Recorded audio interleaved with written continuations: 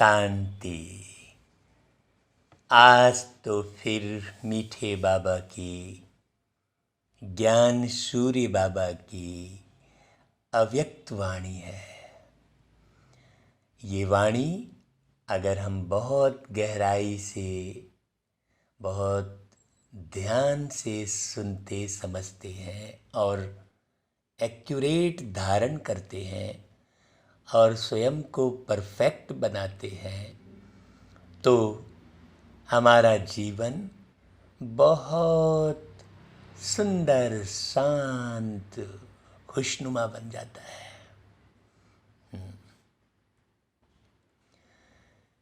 रविवार को ही बाबा की ये वाणी चलती है। बाबा ने आकर बहुत सुंदर विद्यालय की स्थापना की और विद्यालय के साथ साथ एक बहुत सुंदर अलौकिक परिवार भी बनाया। मानव परिवार, विद्यालय, आश्रम, हॉस्पिटल, सब कुछ एक ही स्थान पर, और एक ही दवाई और एक ही बातचीत, एक ही दवाई, एक ही पढ़ाई, है ना। बड़ी अद्भुत है। बाबा की बनाई हुई ये विद्यालय, दुनिया में ऐसी कोई विद्यालय नहीं है। बाबा का बनाया हुआ जैसा परिवार है, दुनिया में ऐसा कोई परिवार नहीं है। हाँ, जहाँ एक्यूरेट बनने की रेस चल रही हो, तो रोज बाबा मुरलियों में एक एक पॉइंट पर ध्यान खिंचवाते हैं। 6 दिन पढ़ाते हैं, 7वें दिन भी पढ़ाते हैं, लेकिन पढ़ाई के साथ साथ बाबा बच्चों की अवस्था की जांच भी करते हैं। ऐसा परम सद्गुरु, ऐसा परम शिक्षक, ऐसे परम पिता पूरे 5000 साल में एक ही बार मिलते हैं संगम पर। इसलिए ओ मेरे मीठे भाइयों बहनों, हमको बहुत धैर्यता से, बहुत शांति से, बहुत रूहानी स्नेह से भरकर ये मुरली सुनना है। तो 31 जनवरी 2021 की ये वाणी प्यारे बाबा 25 अक्टूबर 1987 को चला गए थे। सोचो, बाबा ने अपने निर्माण की प्रक्रिया बहुत वर्ष पहले ही पूरी कर दी है। बस देरी किसकी हो रही है? देरी हम बच्चों की हो रही है। जितना ज़्यादा हम बच्चे देर करेंगे, उतने ही ज़्यादा फिर और कई कई ऊग आएंगे और फिर हम भ्रमित हो जाएंगे। हाँ, है ना भाई। जैसे घास भी होती है और गाजर घास भी होती है, दोनों एक जैसी दिखती है।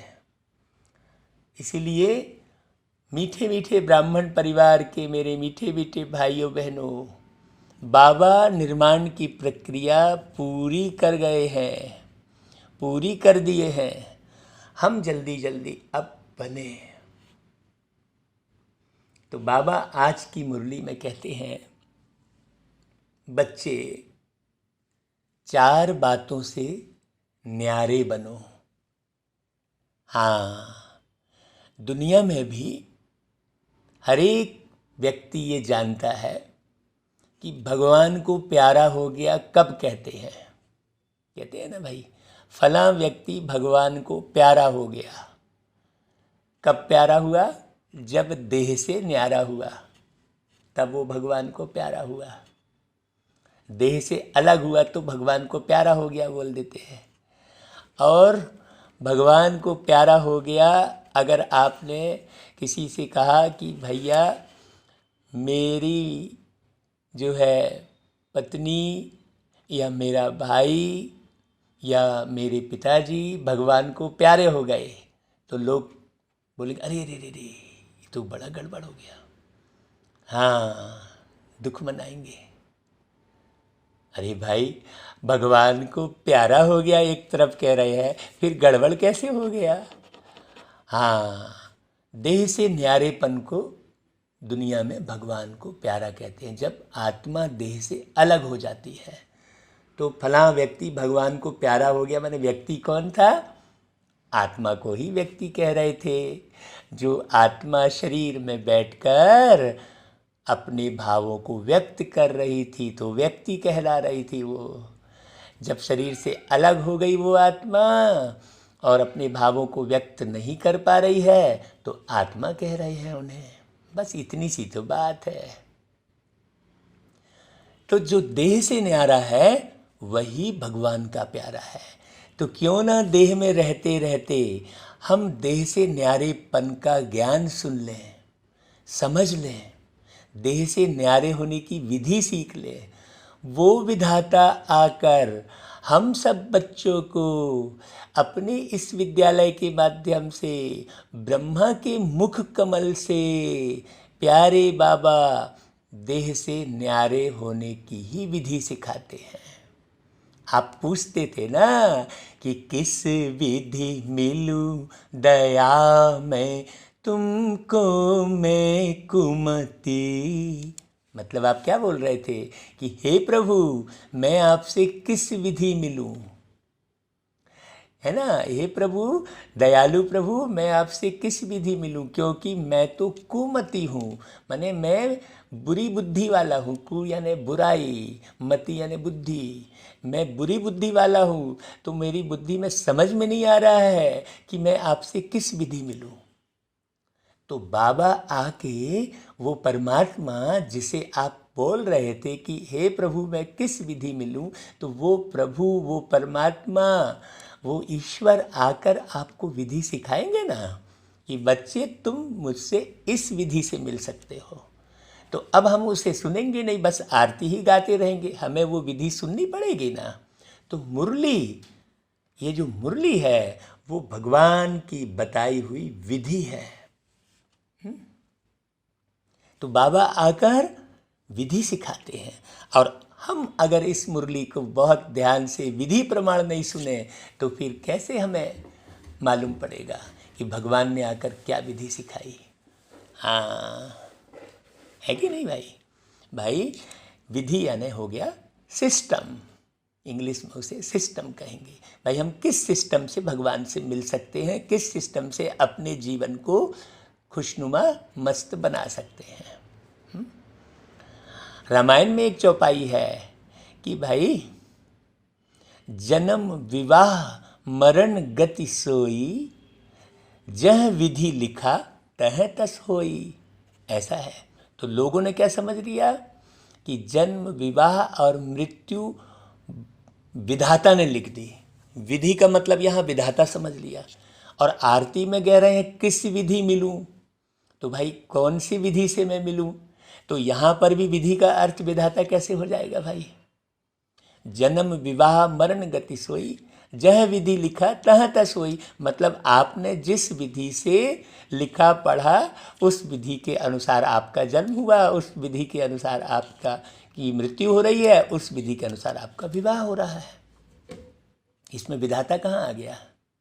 विधि का मतलब विधाता कह दिया कि विधाता ने जो लिख दिया वही हो गया। विधाता क्यों लिख देगा भाई? विधाता के आप दुश्मन है क्या कि आपके जीवन में दुख लिख देगा या आपके जीवन में गलत पत्नी लिख देगा, गलत परिवार लिख देगा? आपका दुश्मन है क्या विधाता? नहीं, वो तो बहुत अच्छी विधि सिखाते हैं, हमें उस विधि को सीखना है। हाँ भाई, आप जैसे कर्म करते हो, जैसा समझते हो, उस अनुसार आप कार्य करते हो। यदि आप हड़बड़ाहट में हो, असावधानी में हो, तो आप एक्सीडेंट होकर जल्दी आपकी मृत्यु हो जाती है। तो विधाता ने थोड़ी लिख दिया कि आपकी जल्दी मृत्यु हो जाएगी। नहीं, देखिए, भगवान को ना जानने के कारण हम बेवजह भगवान को कहीं भी दोष देते रहते हैं। हाँ, पता नहीं रहता है कि परमात्मा आके करते क्या है। इसलिए ओ मेरे मीठे भाइयों बहनों, ये बाबा की वाणी को बहुत अच्छे से सुनिए, समझिए। तो आज बाप दादा अपने सर्व कमल आसनधारी श्रेष्ठ बच्चों को देख रहे हैं। कमल आसन देखना, ब्रह्मा को भी कमल पुष्प के ऊपर बैठा दिखाते हैं, लक्ष्मी जी को भी कमल पुष्प के ऊपर बैठा हुआ दिखाते हैं। अब सोचने की बात है कि इतना बड़ा शरीर कमल के फूल में, पत्तों में बैठ कैसे सकता है, कमल का आसन बन कैसे सकता है। तो कमल प्रतीक के रूप में है। हाँ, कमल क्या है, कीचड़ में रहकर कीचड़ से अलग रहता है और खिला हुआ रहता है। अलग होता है तभी वो खिल पाता है ना। बाबा का मुख्य ज्ञान ही यही है, प्रारंभिक ज्ञान ही कमल आसन है। तो बाबा कहते हैं कि कमल आसन ब्राह्मण आत्माओं की श्रेष्ठ स्थिति की निशानी है ना। कमल आसन श्रेष्ठ स्थिति की निशानी है। आसन स्थित होने का अर्थात बैठने का साधन है। ब्राह्मण आत्माएं कमल स्थिति में स्थित रहती, इसलिए कमल आसनधारी कहलाती हैं। इसलिए देवी देवताओं के हस्त कमल कहते हैं, पद कमल कहते हैं, मुख कमल कहते हैं, नयन कमल कहते हैं। मतलब दृष्टि न्यारी हो जाती है तो नयन कमल। हाँ, बाबा कहते हैं जैसे ब्राह्मण सो देवता बनते हो, ऐसे आसनधारी सो सिंहासनधारी बनते हैं। जितना समय बहुत काल व अल्प काल कमल आसनधारी बनते हैं, उतना ही बहुत काल या अल्प काल राज्य सिंहासनधारी बनते हैं। भ्रुकुटी तख्त आपका सिंहासन है। हाँ, भ्रुकुटी तख्त आपका सिंहासन है। इस शरीर में जो आप भ्रुकुटी तख्त पर बैठे हैं, तिलक मस्तक पर लगाते हैं क्योंकि आप आत्मा वहीं बैठे हैं। उसमें वो गीत है ना कि मस्तक सिंहासन पे हम आत्माएं राजन बने और शासन चलाए, कर्मेंद्रियां कर्मचारी हमारी, भ्रुकुटी बीच दरबार अपना लगाए। ऐसा तो भ्रुकुटी तख्त पर आसनधारी अपने कर्मेंद्रियों पर आप कैसे राज्य कर पाएंगे, जब आप कमल आसन को समझेंगे।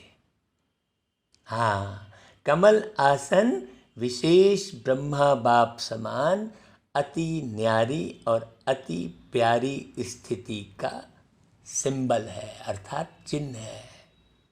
आप ब्राह्मण बच्चे फॉलो फादर करने वाले हो, इसलिए बाप समान कमल आसनधारी हो।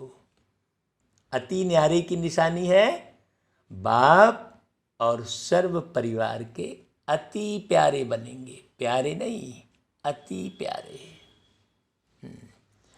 केवल न्यारे की बात नहीं कही बाबा ने, अति न्यारे। दुनिया में बाकी जितनी भी है अति अगर करेंगे तो दुख होता है बोलते हैं, लेकिन ये जो अति है ये सुखदाई है। तो बाबा ने 4 बातें बताई। सबसे पहले अपने देह के भान से न्यारा। उसके लिए बाबा ने गीत बनवाया था बहुत साल पहले। मैं देह से न्यारा हूँ, बाबा का प्यारा हूँ। मैं देह से न्यारा हूँ, बाबा का प्यारा हूँ। तो इसमें इस गीत में पूरी आत्मकथा सुनाई है, रियल आत्मकथा कि परम धाम से एक दिन मैं नीचे आया, आकर के 2 युग तक मैंने स्वर्णिम सुख पाया, स्वर्णिम सुख पाया। मैं देह से न्यारा हूँ, बाबा का प्यारा हूँ। तो पहली पॉइंट बाबा ने कौन सी बताई? 4 बातों से न्यारे बनने की बात में सबसे पहली बात, देह के भान से न्यारा। बाबा उदाहरण सहित समझाते हैं। जैसे साधारण दुनियावी आत्माओं को चलते फिरते हर कर्म करते स्वतः और सदा देह का भान रहता ही है। मेहनत नहीं करते कि मैं देह हूँ, ना चाहते भी सहज स्मृति रहती है। झट जैसे ही दर्पण के सामने जाएंगे तो बोलेंगे देखो मैं कितना अच्छा दिख रहा हूँ। शरीर को देखकर बोलेंगे ना मैं कितना अच्छा दिख रहा हूँ। अपनी फ़ोटो खिंचवाएंगे तो फ़ोटो बोलेंगे देखो मैं इस फ़ोटो में कितना अच्छा दिख रहा हूँ। तो सहज रहती है स्मृति। ऐसे कमल आसनधारी ब्राह्मण आत्माएं भी इस देह भान से स्वतः ही ऐसे न्यारे रहें जैसे अज्ञानी आत्म अभिमान से न्यारे हैं। हाँ, है ही आत्म अभिमानी, ये स्थिति रहे। भाई मैं आत्मा हूँ ये समझ में आ गया तो आत्मभान में स्थित रहना कठिन क्यों? क्योंकि हम कमल आसन में नहीं बैठे होते हैं। शरीर का भान अपने तरफ आकर्षित न करे।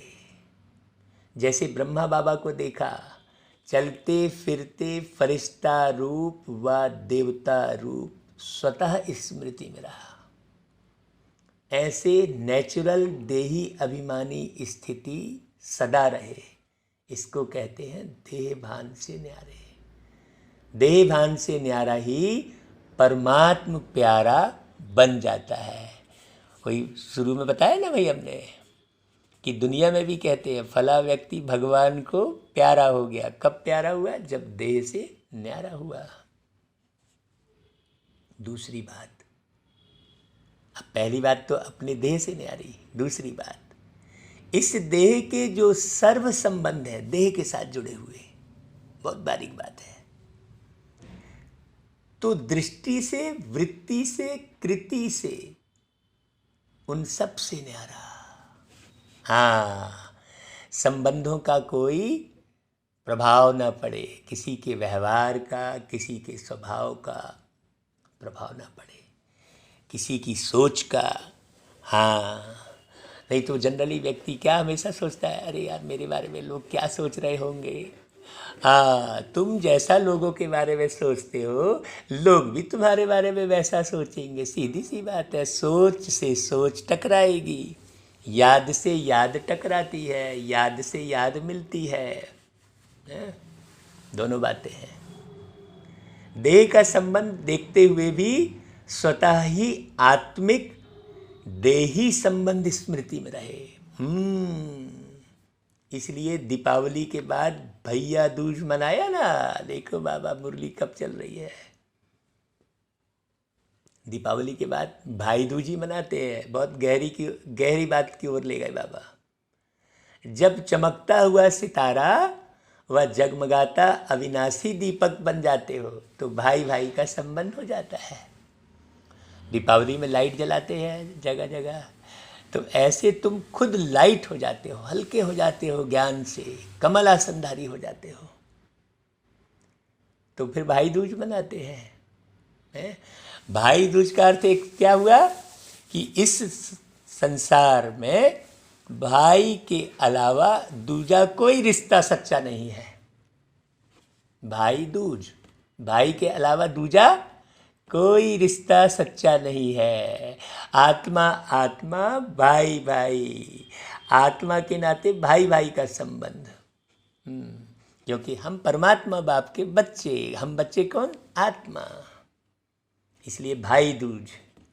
तो ब्रह्मा वंशी ब्राह्मण बनने के नाते से भाई बहन का श्रेष्ठ शुद्ध संबंध स्वतः ही स्मृति में रहता है। जब आत्मा का भाई भाई का रहेगा तो फिर ब्रह्मा मुख वंशावली का भाई बहन का स्वतः रहेगा।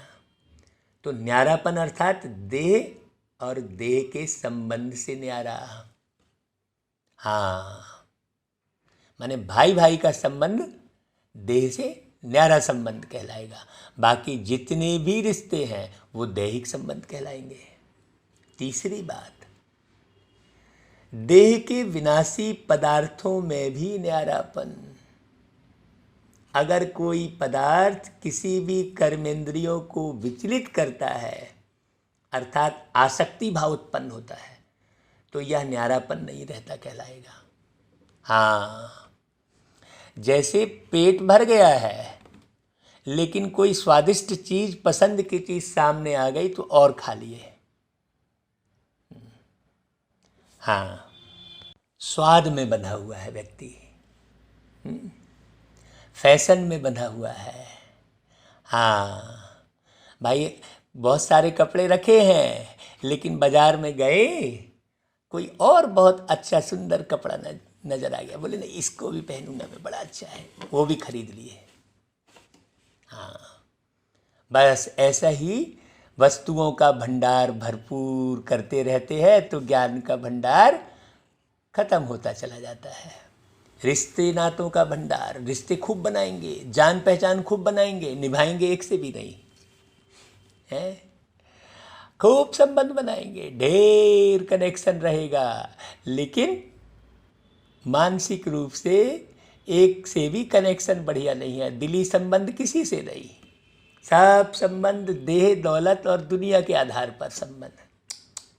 बड़ी विडंबना है अभी इस दुनिया में। बाबा आकर यदि न समझाए बारीक बातें तो दुनिया ही पूरी स्वाहा हो जाए, समाप्त हो जाए, मानव प्रजाति ही खत्म हो जाए। बाबा मानवता को जिंदा रखते हैं तो मानव जिंदा रहता है। फिर तो बाबा कहते हैं कि कोई भी पदार्थ कर्मेंद्री को विचलित कर रहा है, स्वादेंद्री, हाँ, दृष्टि इंद्री, सब इंद्रिया जो है, आसक्ति भाव उत्पन्न होता है तो वह न्यारापन नहीं रहता। संबंध से न्यारा फिर भी सहज हो जाते, लेकिन सर्व पदार्थों की आसक्ति से न्यारा अनासक्त बनने में रॉयल रूप की आसक्ति रह जाती है। जरूरत नहीं है स्वाद के वशीभूत होकर ले आए चीजें, फैशन के वशीभूत होकर ले आए चीजें, दिखावेपन के भाव से ले आए जो है भौतिक साधन। जरूरत नहीं है उन भौतिक साधन की बहुत ज़्यादा, लेकिन दिखावेपन के भाव से। तो अपनेपन का भाव खत्म, दिखावेपन का भाव युक्त जीवन हो गया। हाँ, हमने गीत इसलिए गाया था कि अपनेपन के भाव का विस्तार हो। तो दिखावेपन के भाव का विस्तार हो रहा है, अपनेपन के भाव का विस्तार नहीं हो रहा है। तो बाबा कहते हैं अनासक्त बनने में रॉयल रूप की आसक्ति रह जाती है। सुनाया था ना कि आसक्ति का स्पष्ट रूप इच्छा है, इसी इच्छा का सूक्ष्म महीन रूप है अच्छा लगना। इच्छा नहीं है लेकिन अच्छा लगता है। हाँ, अब जैसे जाते हैं पंगत में या भंडारे में कहीं भी, आजकल तो वो बफे सिस्टम हो गया, जाएंगे तो अपनी प्लेट में 8-8 रसगुल्ले रख लेंगे लोग। क्यों? वो रसगुल्ला अच्छा लग रहा है। हाँ, तो खाने के साथ में खूब वो स्वाद के वशीभूत होकर ढेर सारे रसगुल्ले खा लिए तो आगे जाकर शुगर के पेशेंट हो गए। अब फिर दवाई खाओ भैया, फिर इच्छा हो चाहे बात हो, खाना पड़ेगा दवाई। तो बाबा कहता है यह महीन रूप अच्छा के बदले इच्छा का रूप ले सकता है। अच्छा लगते लगते फिर क्या हो जाएगी? हाँ, वो इच्छा में बदल जाएगी। हाँ, तो इसकी अच्छी रीति चेकिंग करो कि यह पदार्थ अर्थात अल्पकाल सुख के साधन आकर्षित तो नहीं करते हैं। कोई भी साधन समय पर प्राप्त न हो तो सहज साधना अर्थात सहज योग की स्थिति डगमग तो नहीं होती है। कोई भी साधन अगर समय पर प्राप्त नहीं हुआ तो अरे यार इसने इतनी देर कर दी, ओ हाँ, ऐसा करके थोड़े थोड़े में विचलित हो जाते हैं। अरे ये सामग्री नहीं लाए, अभी दुनिया में तो पूजा पाठ सब सामग्री के साथ कर रहे हैं। तो अब एक सामग्री नहीं आई तो नाराज हो गए घर के मुखिया। भाई बच्चे का जन्मदिन मना रहे थे, तो भाई घर के मुखिया जो है केक लाने में देरी कर दिए। सारे मेहमान आ गए तो बस वो केक नहीं आने की जो है रंजिश मन में ऐसी बैठी कि वो पूरे समय, अरे आप तो समय पर केक नहीं लाए, सब आ गए, ऐसा अच्छा थोड़ी लगता है। अभी सारी बुद्धि वो जन्मदिन की खुशी ख़त्म करके पूरी वो केक में बंध गई। हाँ, तो स्थिति पूरी डामाडोल हो गई। अब सारा समय वो लड़ाई चल रही है। तो बाबा वही कह रहा है कि साधन समय पर प्राप्त न हो तो सहज साधना अर्थात सहज योग की स्थिति डगमग तो नहीं होती है, क्वेश्चन है। हमने कहा ना कि रविवार की मुरली में बाबा जांच करते हैं। बाबा कहते हैं कोई भी साधन के वश आदत से मजबूर तो नहीं होते। अब ये चीज़ नहीं आई, अब वो चीज़ नहीं आई, अब सिर दर्द हो रहा है उस चीज़ के बदले। क्यों? क्योंकि यह सर्व पदार्थ अर्थात साधन प्रकृति के साधन है। तो आप प्रकृति जीत अर्थात प्रकृति के आधार से न्यारे कमल आसनधारी ब्राह्मण हो। हाँ, यहाँ रहे हो, लेकिन कोई भी सरकमस्टांस आपको, कोई भी वातावरण, कोई भी व्यवहार, कोई भी अप्राप्त वस्तु आपको डगमग नहीं कर रही है, आपकी खुशी को ख़त्म नहीं कर रही है। मुझे बाबा मिला, ये बाबा मिला ऐसा अंदर आत्मसात हो जाए जो बस बाबा के सिवाय कुछ भी अच्छा ना लगे। बाबा कहते हैं माया जीत के साथ साथ प्रकृति जीत भी बनते हो। जैसे ही माया जीत बनते हो तो माया बार बार भिन्न भिन्न रूपों में ट्रायल करती है कि मेरे साथी माया जीत बन रहे हैं, तो भिन्न भिन्न पेपर लेती है।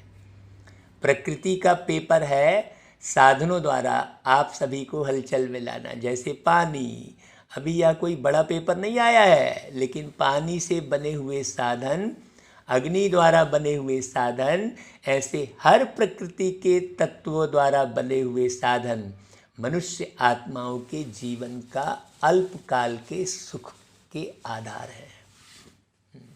तो यह सब तत्व पेपर लेंगे।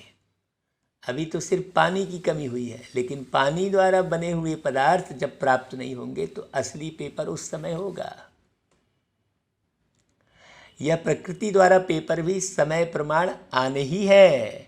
इसलिए देह के पदार्थों की आसक्ति व आधार से भी निराधार अनासक्त होना है। निराधार मन को है आधार शिव का, ये सृष्टि है शिव की, ये संसार शिव का। यहाँ आके जन्नत का कर लो नजारा, ये रूहों की दुनिया है, फरिश्तों की दुनिया, खुले मन से होता यहाँ सबका स्वागत। ये पूरी दुनिया, रूह है तो दुनिया है, आत्मा है तो दुनिया है। लोग तो रूह आत्मा का ज्ञान सुनना ही पसंद नहीं करते। तो अनासक्त कब होंगे? जब रूहों का नॉलेज होगा, आत्मज्ञान होगा। तो अभी तो सब साधन अच्छी तरह से प्राप्त हैं, कोई कमी नहीं है, लेकिन साधनों के होते, साधनों को प्रयोग में लाते योग की स्थिति डगमग ना हो।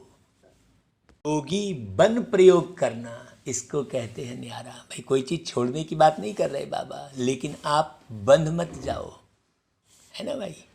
निराधार मन को है आधार शिव का, बस केवल एक शिव बाबा ही आधार बने, बस।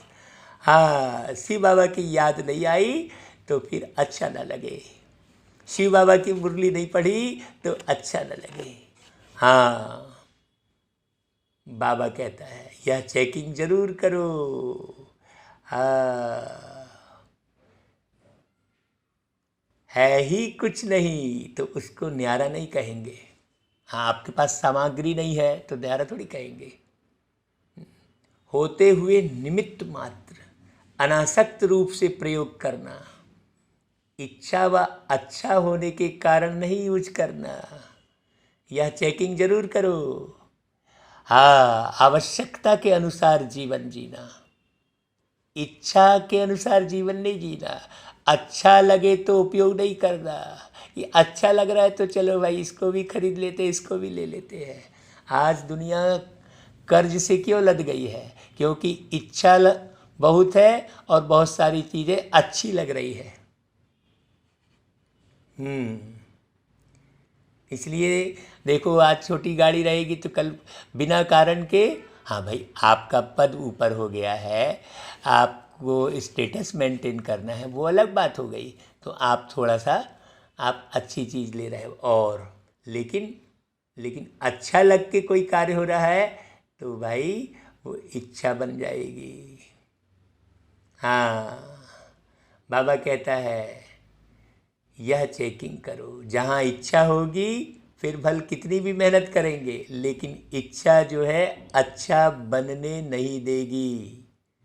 पेपर के समय मेहनत करने में ही समय बीत जाएगा। आप साधना में रहने का प्रयत्न करेंगे और साधन अपनी तरफ आकर्षित करेंगे। आप युद्ध कर, मेहनत कर साधनों की आकर्षण को मिटाने का प्रयत्न करते रहेंगे तो युद्ध की कसम में ही पेपर का समय बीत जाएगा। फिर रिजल्ट क्या हुई भाई? सोचो, प्रयोग करने वाले साधन ने सहज योगी स्थिति से डगमग कर दिया ना। प्रकृति के पेपर तो अभी और रफ्तार से आने वाले हैं। इसलिए पहले से ही पदार्थों के विशेष आधार, खाना पीना, पहनना, चलना, रहना और संपर्क में आना, इन सब की चेकिंग करो कि कोई भी बात महीन रूप में भी विघ्न रूप तो नहीं बनती। या अभी से ट्रायल करो। हाँ, वही इस पर पूरी क्लास चलाई थी। खान पान, रहन सहन, बोली वाणी, दृष्टि वृत्ति, कृति संस्कृति, ये महीन रूप की बात है। सबकी चेकिंग करो। कोई भी बात महीन रूप में भी विघ्न रूप तो नहीं बनती। जिस समय पेपर आएगा उस समय ट्रायल नहीं करना, नहीं तो फेल होने की मार्जिन है। तो बाबा कह रहे हैं इतना अपने को मजबूत बना लो जो पेपर के समय सहज रीति आप पेपर दे दो और पास हो जाओ।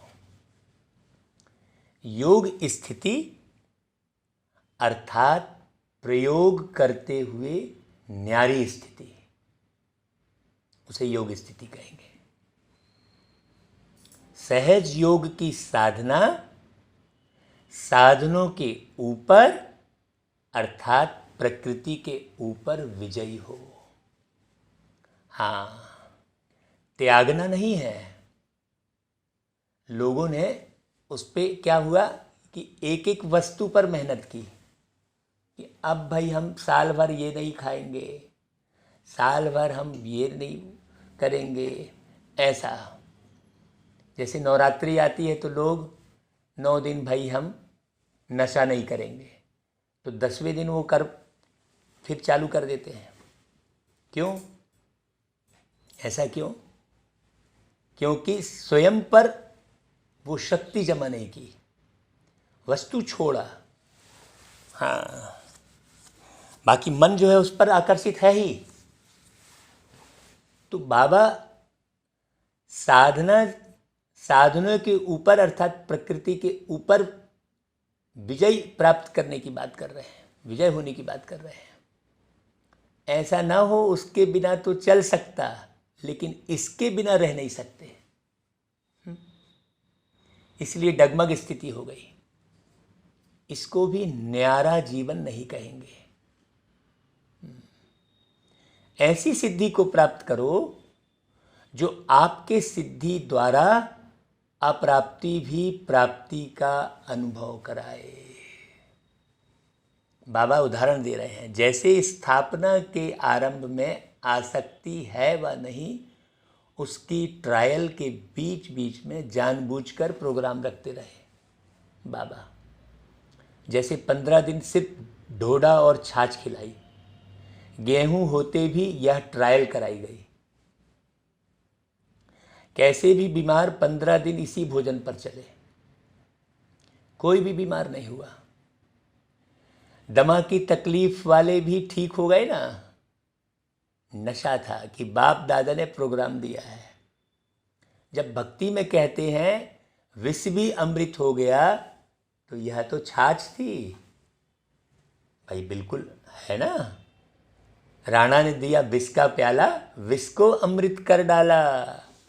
ये गायन है ना भाई, मीराबाई का तो गायन है। तो फिर ये तो छाछ थी, बाबा कह रहा है। तो बताओ, ऐसे ट्रायल करते हैं क्या हम कि भाई हाँ हम 15 दिन इसके बिना रह सकते हैं कि नहीं। ये बाबा वस्तु के ऊपर ध्यान खिंचवाए हैं आज की मुरली में, पदार्थों के ऊपर। जब भक्ति में कहते हैं ना, तो निश्चय और नशा हर परिस्थिति में विजय बना देता है। निश्चय और नशा। तो ऐसे पेपर भी आएंगे, सूखी रोटी भी खानी पड़ेगी। तो सोचो उस समय क्या होगी स्थिति। अभी तो साधन है, कहेंगे दांत नहीं चलते, हजम नहीं होता, लेकिन उस समय क्या करेंगे। जब निश्चय नशा योग की सिद्धि की शक्ति होती है, तो सूखी रोटी भी नरम रोटी का काम करेगी, परेशान नहीं करेगी, पता ही नहीं चलेगा। हाँ, खा लेंगे बड़े अच्छे से बाबा की याद में। आप सिद्धि स्वरूप की शान में हो तो कोई भी परेशान नहीं कर सकता है। जब हठ योगियों के आगे शेर बिल्ली बन जाता है, सांप खिलौना बन जाता, तो आप सहज राजयोगी सिद्धि स्वरूप आत्माओं के लिए यह सब कोई बड़ी बात नहीं है। दिखाते हैं ना भाई, कि तपस्या में लीन था तो शेर भी आया। तो भाई आप देखते हैं कि जब शेर आ गया सामने, तो आप सांस रोक के लेट जाओ तो वो समझेगा अरे यार ये तो मरा हुआ है। तो शेर तो मरा हुआ खाता ही नहीं है, खुद मार के खाता है, तो भाग जाता है वो। देखो अपने स्वभाव में वो कितना दृढ़ है। शेर जंगल का राजा, उसका स्वभाव देखो दृढ़ता का कितना जबरदस्त है। अपने स्वयं होकर जो कार्य करेगा। हाँ, बाबा ने यहाँ पर एक एक चीज स्वयं करने की बात कही है। तो बाबा कहते हैं है तो आराम से यूज करो, लेकिन समय पर धोखा ना दे, यह चेक करो। परिस्थिति स्थिति को नीचे न ले आए। अभी क्या है, स्थिति नीचे गिर जाए तो गिर जाए, मैं फलाने समय सामान के लिए लड़ूंगा ही लड़ूंगा बोले, चाहे स्थिति नीचे गिर जाए। दुनिया में स्थिति का कोई ख्याल थोड़ी रखते हैं, स्व स्थिति का ख्याल थोड़ी रखते हैं।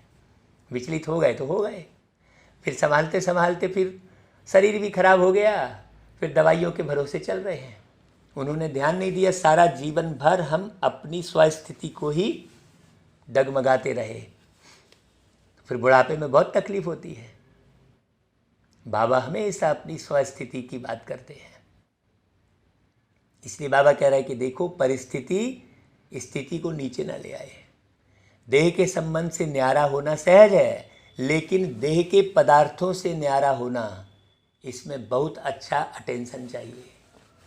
संबंध से तो न्यारे हो जाए आदमी, चलो ठीक है नहीं बात करेंगे, जाओ नहीं मिलेंगे लेकिन पदार्थ जो जुड़े हैं, कोई चीज़ अच्छी लग रही है जो हमारे मन चित्त में बंधी हुई है, उससे न्यारा होना। अब अगली पॉइंट, चौथी पॉइंट, न्यारा होना। बाबा ने पहले देह से न्यारे की बात कही, फिर देह के संबंधों से न्यारे की बात, फिर देह के पदार्थों से न्यारे की बात। अगली कौन सी न्यारेपन की बात है, और सूक्ष्म की ओर ले चल रहे बाबा। पुराने स्वभाव संस्कार से न्यारा बनना है। हाँ, कोई व्यक्ति बहुत अच्छा बन भी गया है, खूब नाम रोशन कर रहा है, हैं?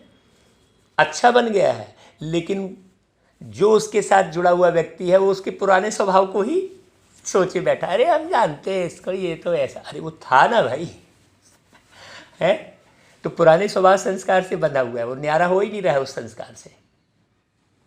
हम इसे अच्छे से जानते हैं, अभी अच्छी बात कर रहा है तो क्या हुआ, हम तो इसे बहुत पहले जानते हैं, अभी तो वो कुछ नहीं कर रहा है ना भाई। लेकिन व्यक्ति अपने पुराने स्वभाव संस्कार से भी बंधा रहता है और अपने साथ जुड़े हुए लोगों के साथ भी स्वभाव संस्कार से बंधा रहता है। वो व्यक्ति देश का प्रधानमंत्री बन जाएगा, लेकिन उसके साथ जुड़े हुए व्यक्ति उसे प्रधानमंत्री महसूस नहीं करेंगे। क्यों? क्योंकि वो अपने स्वभाव संस्कार, उसके स्वभाव, पुराने स्वभाव संस्कार से ही बंधा है। अरे ये तो मेरा लंगोटिया यार था, बोले बताओ, हैं ऊंचा पहुंच गया है, तो उसकी वो कदर नहीं करते हैं वो लोग। ऐसे कहते ना, घर का जोगी जोगड़ा, आन गांव का सिद्ध, है। बाहर से कोई व्यक्ति कैसा भी आके सुनाए, क्योंकि उसके स्वभाव संस्कार से बंधे नहीं हैं। और घर के व्यक्ति जो योगी बनते हैं, उसके स्वभाव संस्कार से लोग बंधे हैं, तो उसको योगी कभी नहीं मानते। बाबा बहुत प्यारी बात बता रहे हैं। पुरानी देह के स्वभाव और संस्कार भी बहुत कड़े हैं। मायाजीत बनने में यह भी बड़ा विघ्न रूप बनते हैं। वो आदमी पुराने से ही बना है। अब भाई एक माँ है, बच्चा बड़ा हो गया तो उसे बड़े रूप में ही देखती है ना भाई, उसके पुराने संस्कारों को थोड़ी याद करती है कि बिस्तर गंदा करता था तो उसी को याद कर दुखी होती है क्या? बदल गया ना भाई वो, अब उसे थोड़ी बोलते रहेंगे कि अरे यार तुम ऐसा करते थे। ऐसा ही व्यक्ति भी बदलता है, तो उसके बदले स्वरूप को ही देखना चाहिए। ऐसा ही समय बदल रहा है तो बदलते स्वरूप को ही हमें समझना चाहिए। कहते हैं जैसी चले बयार, पीठ वैसी कीजिए। तो कई बार बाप दादा देखते हैं पुराना स्वभाव संस्कार रूपी सांप खत्म भी हो जाता, लेकिन लकीर रह जाती, तो समय आने पर बार बार धोखा दे देती है। हाँ, पुराना ही याद कर रहे हैं, इसने मेरे साथ ऐसा किया था। अभी बदल चुका है भाई, वो अब आपसे बहुत स्नेह रख रहा है, आपका वो सम्मान कर रहा है, लेकिन पुराना स्मृति में रखे रहने के कारण वो मिलन नहीं हो पाता। यह कड़े स्वभाव और संस्कार कई बार इतना माया के वशीभूत बना देते, जो रॉन्ग को रॉन्ग समझते ही नहीं, महसूसता शक्ति समाप्त हो जाती है। इससे न्यारा होना, इसकी भी चेकिंग अच्छी तरह चाहिए। जब महसूसता शक्ति समाप्त हो जाती है तो और ही एक झूठ के पीछे हजार झूठ अपनी बात को सिद्ध करने के लिए बोलने पड़ते हैं। इतना परवश हो जाते हैं। अपने को सत्य सिद्ध करना, यह भी पुराने संस्कार के वशीभूत की निशानी है। एक है यथार्थ बात स्पष्ट करना और दूसरा है अपने को जिद्द से सिद्ध करना। तो जिद्द से सिद्ध करने वाले कभी सिद्धि स्वरूप नहीं बन सकते। तो यह भी चेक करो कि कोई भी पुराना स्वभाव संस्कार अंश मात्र भी छिपे हुए रूप में रहा हुआ तो नहीं है। समझा? अब भाई वो व्यक्ति बदल गया है, अब वो व्यक्ति जो है बढ़िया ऊंची पोस्ट में जाने वाला है, लेकिन तुम उसके पुराने स्वभाव संस्कार में ही उलझकर अपने आप को नीचे ही रखे हो, है ना भाई। आपके सगे संबंधी, आपके साथ जुड़े हुए लोग आगे बढ़ते चले जा रहे हैं, लेकिन आप उसके पुराने स्वभाव संस्कार को ही लिए बैठे हो, या तो अपने पुराने स्वभाव संस्कार को लिए बैठे हो। भाई मैं तो ये चीज़ नहीं छोड़ सकता। अब इसलिए कहते हैं ना भाई कि 6 फीट का इंसान 3 इंच का गुलाम हो जाता है, 3 इंच की सिगरेट का गुलाम हो जाता है। बड़ी गहरी बात देखो किसी ने कह दी है। बाबा कहता है इन 4 ही बातों से न्यारा जो है उसको कहेंगे बाप का प्यारा। तो कौन कौन सी 4 बातें बताई? देह से न्यारा, मैं देह से न्यारा हूँ। तो देह से न्यारी बात कब समझ में आएगी? जब सृष्टि चक्र का पूरा ज्ञान क्लियर होगा। हाँ कि भाई मैं कौन हूँ। हमारी परम आदरणीय जानकी दादी कहती है मैं कौन, मेरा कौन। मुख्य बात तो पहली पॉइंट, देह से न्यारा। जब तक देह से न्यारा नहीं समझेंगे, अपने को आत्मा निश्चय नहीं करेंगे, इसलिए बाबा रोज रोज मुरली में कहते हैं। दूसरी पॉइंट कौन सी बताई बाबा ने? देह के संबंध से न्यारा। तीसरी पॉइंट देह के पदार्थ से न्यारा। और चौथी सूक्ष्म पॉइंट है पुराने स्वभाव संस्कार से न्यारा। उसमें बाबा ने पदार्थ अच्छा लग रहा है, हाँ चीज़ें अच्छी लग रही है, तो कभी वो अच्छा अच्छा कहते कहते वो इच्छा में कन्वर्ट हो जाती है। तो बाबा कहते हैं ऐसे कमल आसनधारी बने हो। हाँ ये तो बाबा ने 4 पॉइंट बताई है। अगर आप गहराई से मनन चिंतन करेंगे तो और भी बहुत सी पॉइंट है, हाँ जिससे न्यारा होना है। इसी को ही कहेंगे फॉलो फादर। ब्रह्मा बाप भी कमलासनधारी बने, तब नंबर 1 बाप के प्यारे बने, ब्राह्मणों के प्यारे बने। चाहे व्यक्त रूप में, चाहे अभी अव्यक्त रूप में, अभी भी हर एक ब्राह्मण के दिल से क्या निकलता है? हमारा ब्रह्मा बाबा। यह नहीं अनुभव करते कि हमने तो साकार में देखा नहीं, लेकिन नैनों से नहीं देखा, दिल से देखा, बुद्धि के दिव्य नेत्रों द्वारा देखा, अनुभव किया। इसलिए ब्राह्मण दिल से कहता मेरा ब्रह्मा बाबा। यह प्यारेपन की निशानी है। हाँ चारों ओर के न्यारेपन ने विश्व का प्यारा बना दिया। तो ऐसे ही चारों ओर के न्यारे और सर्व के प्यारे बनो। समझा? बाबा मुरली सुनाने के बाद समझा कहते हैं। अच्छा भाई, बाबा कहते हैं देखो गुजरात समीप रहता है तो फॉलो करने में भी समीप है। स्थान और स्थिति दोनों में समीप बनना, यही विशेषता है। हाँ नहीं तो कई जो है करीब रहकर भी बदलते नहीं। बाप दादा तो सदा बच्चों को देख हर्षित होते हैं। अच्छा भाई, बाबा फिर याद प्यार देते हैं। भाई किन को याद प्यार दे रहे? बहुत गौर से सुनना। इस याद प्यार की 4 लाइन में पूरी मुरली आ जाती है। चारों ओर के कमल आसनधारी, चारों ओर के कमल आसनधारी, न्यारे और बाप के प्यारे बच्चों को सदा माया जीत, प्रकृति जीत, विशेष आत्माओं को। प्रकृति जीत में सब आ गया, पदार्थ ना, सारे पदार्थ आ गए। सदा फॉलो फादर करने वाले, प्रकृति जीत में वो देह शरीर भी आ गया। शरीर भी एक प्रकृति ही है ना भाई। वफादार बच्चों को बाप दादा का स्नेह संपन्न याद प्यार और नमस्ते। मधुबन में आए हुए सेवाधारी भाई बहनों से अव्यक्त बाप दादा की मुलाकात बताई है भाई। बाबा जो मधुबन में सेवाधारी भाई बहन आए हैं उनको देखो क्या बोल रहे हैं। देखो जितना समय मधुबन में सेवा की उतना समय निरंतर योग का अनुभव किया। योग टूटा तो नहीं।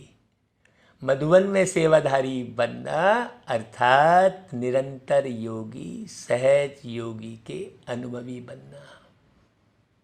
यह थोड़े समय का अनुभव भी सदा याद रहेगा ना। जब भी कोई परिस्थिति आए तो मन से मधुबन में पहुंच जाना। मधुबन की याद में गीत गाते हैं। देखो, मधुबन में प्यारे बाबा हमसे मिले थे, भरे हृदय से कई बार हो।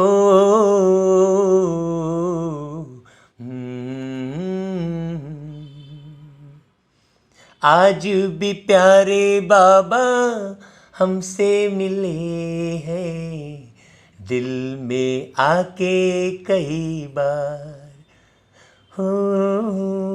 तो बाबा मधुबन में जो मिलते हैं तो मधुबन की याद हमेशा बनी रहती है। तो बाबा वही कह रहे हैं कि भाई मधुबन में सेवाधारी बनना अर्थात निरंतर योगी, सहज योगी के अनुभवी बनना। तो भाई बाबा साकार में मधुबन रहने की जो बात कर रहे हैं, फिर बाद में कहते हैं भाई मन से मधुबन में पहुंच जाना। तो मधुबन निवासी बनने से परिस्थिति व समस्या खत्म हो जाएगी और आप सहज योगी बन जाएंगे। इसलिए हमेशा एक बात बोलते हैं कि बाबा, मुरली और मधुबन इस दुनिया में 3 ही सत्य है, बाकी सब झूठा। हाँ, तो बाबा कहते हैं सदैव अपने इस अनुभव को साथ रखना, तो अनुभव याद करने से शक्ति आ जाएगी। सेवा का मेवा अविनाशी है। अच्छा, यह चांस मिलना भी कम नहीं है, बहुत बड़ा चांस मिला है सेवा करने का। सेवाधारी अर्थात सदा बाप समान निमित्त बनने वाले, निर्माण रहने वाले। निर्माणता ही सबसे श्रेष्ठ सफलता का साधन है। हमेशा अपनी ये जांच करते रहो कि भाई मैं कितना निर्मित हुआ हूँ। हाँ, पुराने संस्कार, स्वभाव, देखो बाबा ने पूरी मुरली चलाई है, मेरे परिवर्तित हुए कि नहीं। जो इच्छा में है, ये चीज़ अच्छी लग रही है, वो चीज़ अच्छी लग रही है, वो देखो, जांचो। कोई भी सेवा में सफलता का साधन नम्र भाव है, निमित्त भाव है। तो इन्हीं विशेषताओं से सेवा की बाबा प्रश्न कर रहे हैं। ऐसी सेवा में सदा सफलता भी है और सदा मौज है। अगर कोई आप सरल होकर सेवा कर रहे हो और आपको कोई नॉर्मल समझ रहा है तो समझने दो ना भाई, आप अपनी सरलता को क्यों चेंज कर रहे हो, नम्र होकर। हाँ, आप क्यों फिक्र करते हो धन दौलत की, इतना बड़ा धनी मिल गया ना। तो बाबा कहता है संगम युग की मौज मनाई, इसलिए सेवा नहीं लगी। जैसे कोई मल्ल युद्ध करते हैं तो अपनी मौज से खेल समझ कर करते हैं, तो कहीं भी लग जाता है तो मालूम नहीं पड़ता, उसमें थकावट व दर्द नहीं होता। क्यों? क्योंकि मनोरंजन समझ कर करते हैं। हाँ भाई, आजकल वो डंबल उठाते हैं भारी भारी है तो दर्द होता है बहुत शुरू में, लेकिन वो दर्द अनुभव नहीं होता। क्यों? क्योंकि उसके पीछे कौन से भाव समाये हैं कि भाई इससे मैं हेल्दी बनूंगा, मेरा शरीर मजबूत बनेगा, तो वो दर्द अनुभव नहीं होता। हाँ, मौज मनाने के लिए करते हैं। ऐसे ही अगर सच्चे सेवाधारी की विशेषता से सेवा करते हो तो कभी थकावट नहीं हो सकती। आपको ये मालूम है कि इस सेवा से मुझे वो मेवा मिलने वाली है। हाँ, समझा? सदा ऐसे ही लगेगा जैसे सेवा नहीं लेकिन खेल कर रहे हैं। तो कोई भी सेवा मिले, इन 2 विशेषताओं से सफलता को पाते रहना, इससे सदा सफलता स्वरूप बन जाएंगे।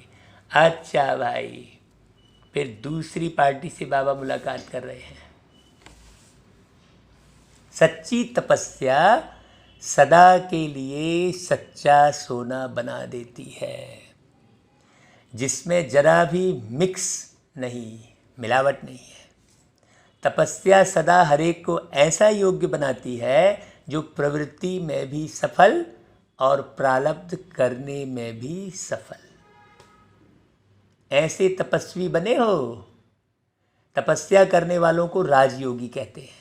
तो आप सभी राजयोगी हो, कभी किसी भी परिस्थिति से विचलित होने वाले तो नहीं। भाई राजयोगी है ना, भाई राजा महाराजा है ना। राजा यदि विचलित हो गया तो फिर प्रजा का क्या हाल होगा। राजयोगी हो बाबा कह रहा है। तो सदा अपने को इस रीति से चेक करो और चेक करने के बाद चेंज करो। सिर्फ चेक करने से भी दिल शिकस्त हो जाएंगे, सोचेंगे कि अरे हमारे में यह भी कमी है, यह भी है, पता नहीं ठीक होगा या नहीं। तो चेक भी करो और चेक के साथ चेंज भी करो। समझो कमज़ोर बन गए मान लो, समय चला गया, लेकिन समय प्रमाण कर्तव्य करने वालों की सदा विजय होती है। तो सभी सदा विजयी श्रेष्ठ आत्माएं हो? पूछा बाबा। सभी श्रेष्ठ हो या नंबरवार? अगर नंबर पूछे कि किस नंबर वाले हो तो सब नंबर 1 कहेंगे, लेकिन वह नंबर कितने होंगे, 1 या अनेक? फर्स्ट नंबर तो सब नहीं बनेंगे, लेकिन फर्स्ट डिवीज़न में तो आ सकते हैं। फर्स्ट नंबर 1 होगा, लेकिन फर्स्ट डिवीजन में तो बहुत आएंगे, इसलिए फर्स्ट नंबर बन सकते हो। मतलब पहले पहले फर्स्ट डिवीजन में उतरेंगे, पहले पार्ट में सतयुग के। इसलिए बाबा कह रहे राजगद्दी पर एक बैठेगा, लेकिन और भी साथी तो होंगे ना भाई। जैसे कृष्ण जी के साथी सखा को भी उतना ही सुख मिलेगा, वही महलों में खेलते रहेंगे, वही सब खाएंगे। भाई कृष्ण जी एक रहेंगे प्रिंस, लेकिन उनके जितने सखा होंगे उनको भी तो उसी महल में खेलने कूदने खाने पीने सब कुछ वही मिलेगा ना भाई, अंतर कहाँ रहेगा। तो रॉयल फैमिली में आना भी राज्य अधिकारी बनना है, क्या है ना भाई। तो फर्स्ट डिवीजन अर्थात नंबर 1 में आने का पुरुषार्थ करो। अभी तक कोई भी सीट सिवाय 2-3 के फिक्स नहीं हुई है। अभी जो चाहे जितना पुरुषार्थ करना चाहे कर सकता है। बाबा रिजल्ट सुना रहे हैं, देखो सामने बिल्कुल साकार में बैठ के भगवान आके रिजल्ट सुना रहे हैं। बाप दादा ने सुनाया था कि अभी लेट हुई है, लेकिन टू लेट नहीं हुई है, इसलिए सभी को आगे बढ़ने का चांस है। चांसलर बनो, जो चांस लेता है वो चांसलर बनता है। विन कर 1 में आने का चांस है। तो सदैव उमंग उत्साह रहे, ऐसे नहीं चलो कोई भी नंबर 1 बने, मैं नंबर 2 ही सही। इसको कहते हैं कमज़ोर पुरुषार्थ। आप सभी तो तीव्र पुरुषार्थी हो ना भाई। अच्छा बाबा फिर वरदान देते हैं, समझदार बन 3 प्रकार की सेवा साथ साथ करने वाले सफलता मूर्त भव। समझदार वही जो तीनों प्रकार की सेवा साथ साथ करे। भाई कौन से 3 प्रकार की सेवा? वर्तमान समय के प्रमाण मनसा वाचा और कर्मणा, तीनों प्रकार की सेवा साथ साथ चाहिए। वाणी और कर्म के साथ मनसा शुभ संकल्प व श्रेष्ठ वृत्ति द्वारा सेवा करते रहो तो फल फलीभूत हो जाएगा। बाबा चांस सबको देते हैं, लेकिन हम अटक जाते हैं अपने स्वार्थ, अपने स्वभाव, अपने संस्कार में। बेहद का चांस हर एक बच्चे को बाबा देते हैं आगे बढ़ने का, कमाई करने का। हाँ, बाबा कहते हैं कि वाणी में शक्ति तब आती है जब मनसा शक्तिशाली हो, नहीं तो बोलने वाले पंडित समान हो जाते हैं, क्योंकि तोते मुआफिक पढ़कर रिपीट करते हैं। कई भी क्लास सुनाते हैं तो लगता है ना ये रटा रटाया बोल रहा है, उसमें वो भाषणा नहीं आती है। तो भाषण के साथ भाषणा भी आए लोगों को। भाषणा कब आएगी? जब अंदर से सत्य पुरुषार्थ करेंगे। नहीं, अंदर कोई मन में इच्छा है कि यार मुझे ये मिलना चाहिए और करे हैं सेवा चलने, तो कभी वो सेवा सफलता को प्राप्त नहीं होगी। फिर मेहनत ही करते रहेंगे। ज्ञानी अर्थात समझदार तीनों प्रकार की सेवा साथ साथ करते। मन में कोई पाने की भाव ना हो, मुझे क्या मिल गया? बाबा मिल गया, बस। कोई सुख साधन मिलने के भाव नहीं। हाँ, आपको अपना शरीर संभालना है तो सुख से इस शरीर को रखना है, वो बात अलग हो गई। लेकिन अंदर लग्जरियस की भावना है तो आपको फिर वो लग्जरियस की भावना आपको आगे बढ़ने नहीं देगी। हाँ, यदि लग्जरियस की भावना अंदर नहीं है तो आपको सूखी ज़मीन में भी फर्स्ट क्लास नींद आएगी। हाँ, सम्मान पाने की भावना नहीं है तो आपको साधारणता में भी सम्मान महसूस होगा।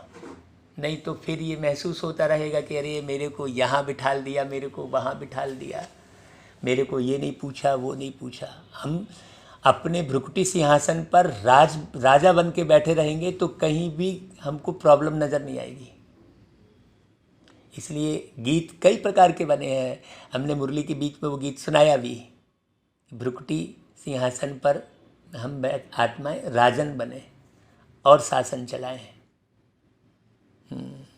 तो बाबा कहते हैं ज्ञानी किसे कहेंगे? जो तीनों प्रकार की सेवा साथ साथ करते हैं। मनसा अलग, मन में भाव अलग है और सेवा करने निकले हैं तो वो सेवा सफलता को प्राप्त नहीं होगी। बाबा कहते हैं जो तीनों साथ साथ करेंगे तो सफलता का वरदान प्राप्त कर लेते हैं। अच्छा भाई, फिर देखो स्लोगन भी बहुत सुंदर है, बिल्कुल पूरी मुरली कनेक्टेड रहती है। आप पूरी मुरली को बार बार रिपीट 5 बार सुने हैं। हमको तो मुरली समाप्त करने की इच्छा ही नहीं होती है हाँ, पढ़ते ही रहे, सुनते ही रहे, सुनाते ही रहे, बनते ही रहे, बनाते ही रहे। क्योंकि बनना तो बहुत बाकी है ना भाई। अगर बनना बाकी नहीं होता तो कब का सतयुग आ जाता, विनाश तो कब का हो जाता। शक्ति तो संगठन में है ना भाई। योग वास्तव में संगठन में ही है। आप अकेले रहकर शांति की महसूसता कर रहे हैं तो वो योग थोड़ी है। संगठन में आप शांति की महसूसता कर रहे हैं, हर प्रकार के संस्कार स्वभाव वालों के बीच में आप शांति की महसूसता कर रहे हैं, वो योग है। हाँ, क्योंकि योग तो अभी इसी कलयुग के अंत में ही सिखाया जा रहा है ना। आपको सतयुग में थोड़ी सिखाया जाएगा योग है। तो स्लोगन में क्या बोले बाबा, अपने बोल कर्म और दृष्टि से, अपने बोल कर्म और दृष्टि से शांति, शक्ति व खुशी का अनुभव कराना ही महान आत्माओं की महानता है। हाँ, आपकी दृष्टि से लोगों को खुशी प्राप्त हो जाए, आप इतना खुश रहे, भाई बाबा को पा लिया मैंने। हाँ, उसे और चाहिए क्या जिसके तू करीब है, बड़ा खुश नसीब है जिसके तू करीब है। बाबा जिसके करीब है वो बड़ा खुश नसीब है, उसे और कुछ नहीं चाहिए। वो खुशी में खग्गियाँ मारता रहेगा, मगन होता रहेगा।